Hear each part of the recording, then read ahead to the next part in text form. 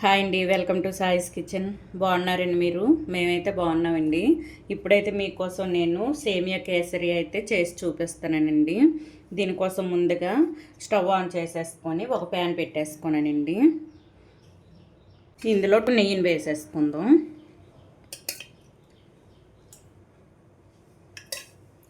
ఇప్పుడు కొద్దిగా ఇది వేడైన తర్వాత ఒక కప్పు సేమియా అయితే నేను తీసేసుకున్నానండి. ఈ సేమియాని అయితే వేయించుకుందాం. మంచిగా వేయించుకోవాలండి. ఇదైతే నేను రోస్టెడ్ సేమియా తీసుకోలేదండి. మామూలుగా మనం ఉప్మా చేసుకుంటాం కదా, ఆ సేమియా అయితే తీసేసుకున్నాను. చూడండి, సేమియాని అయితే ఈ కలర్ వచ్చేంత వరకు వేయించుకోవాలండి. చూసారా, ఈ కలర్ వచ్చేంత వరకు లో ఫ్లేమ్లో వేయించుకోవాలండి. ఇదైతే మనకు వేగిపోయింది. ఇప్పుడు ఇందులో 1 కప్పున్నర వరకు వాటర్ వేసేసుకుందాం. చూడండి, 1 కప్పున్నర వరకు కొద్దిగా ఎక్కువ తీసుకున్నాను. 1 కప్పు ఇంకా 3/4 కప్పు వరకు వేసుకుంటానండి. ఇవి కూడా లో ఫ్లేమ్లో ఉంచేసుకొని ఉడికించుకోవాలండి. సేమియాని హై ఫ్లేమ్లో ఉంచి ఉడికించుకున్నారంటే తొందరగా మనకి ఉడకదండి. ఇది ఉడకకుండా మనకైతే వాటర్ ఇంకిపోద్ది. అందుకోసమని లో ఫ్లేమ్లో ఉంచేసుకొని ఇదైతే సేమియాని అయితే ఉడికించుకోవాలి. చూడండి, మనకి వాటర్ ఇంకిపోయి మనకి సేమియా కూడా ఇది రెడీ అయిందండి. మనకి ఉడికింది.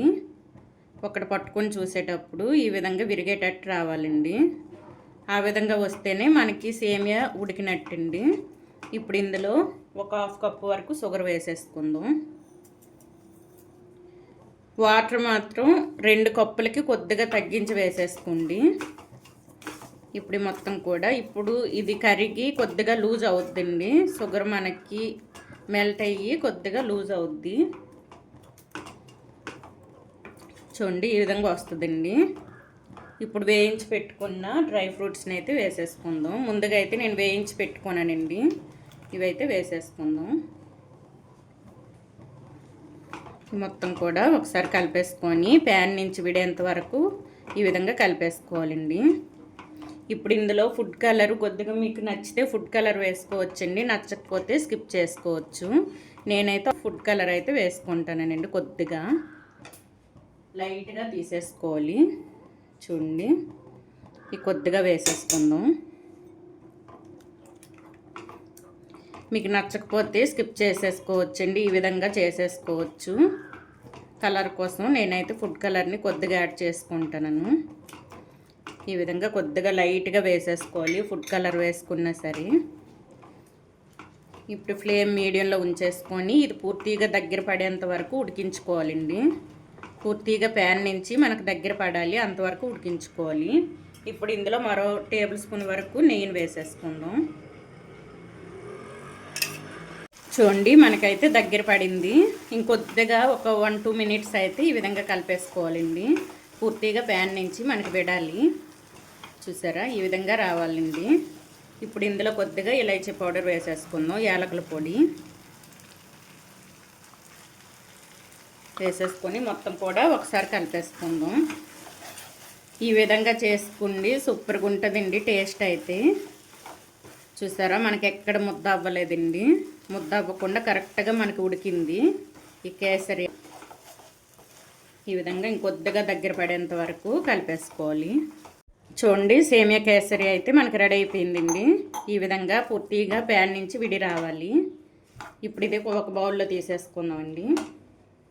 ఎక్కడ ముద్ద అవ్వకుండా మంచిగా వచ్చింది. చూడండి, ఇదైతే బౌల్లో తీసి చూపిస్తానండి.